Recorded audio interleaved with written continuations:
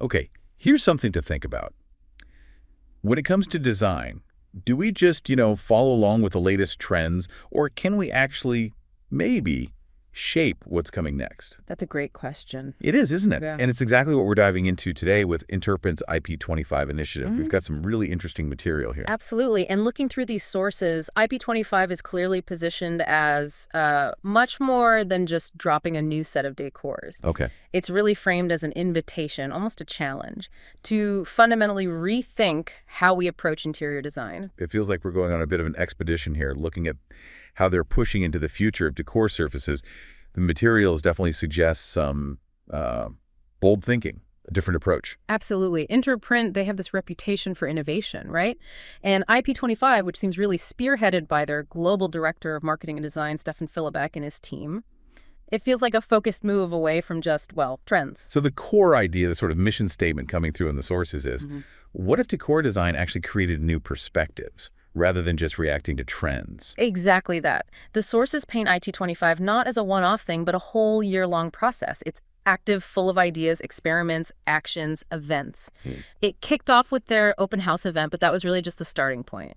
INTERPRINT's aim, and it comes across loud and clear, is to move beyond trends. Beyond trends. By focusing on what genuinely holds lasting value in design, what really matters. Okay, and the sources mention a specific tool for this, don't they? Something called the surface matrix. Yes, the surface matrix. It sounds like their framework for actually doing this, for going beyond those trends. So what is it exactly? Well, it's about considering material, technology, and society not as separate silos, but all together. Finding the connections, the resonance between them, building relationships in the design itself. That makes sense. Looking at the bigger picture. Precisely. Because when you start thinking about material, tech, and society jointly, you see how these big shifts, cultural, social, technological, really shape how people live, how they work. And that approach, it leads to design that feels relevant, meaningful, and lasts longer, you see. Because it's grounded in something real, not just a style that's in this season and out the next, it avoids that feeling of being quickly outdated. So to guide this expedition, they've set up 5 key themes. The sources list them as tech, society, material, vision, and nature. Yeah, those are like the main territories they're exploring. And it's not superficial. Take nature, for example. The sources mention it's not just about, say, floral patterns. It's about exploring the actual forms, the structures, maybe like the intricate patterns you find in mushrooms, for instance. Interesting. Like the process itself. Exactly.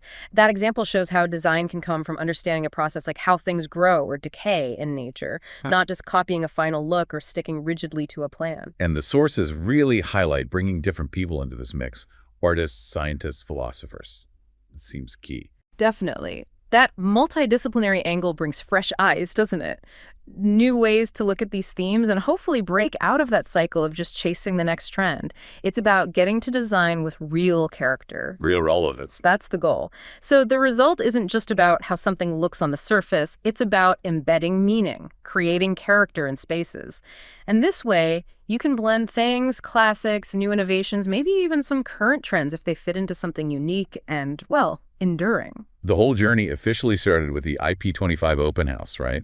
Back in May 12th to 28th, 2025 in Arnsberg. The sources call it the starting line. Yeah, an invitation to dare something new together was the vibe, I think. Sounds exciting.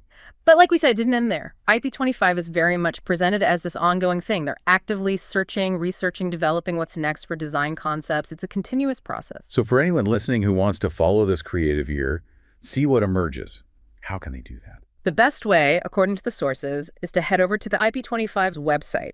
So really boiling it down, IP25 is INTERPRINT taking a serious, active role in exploring and maybe even shaping the future of interior design, intentionally looking beyond the usual trend cycle. So final thought here.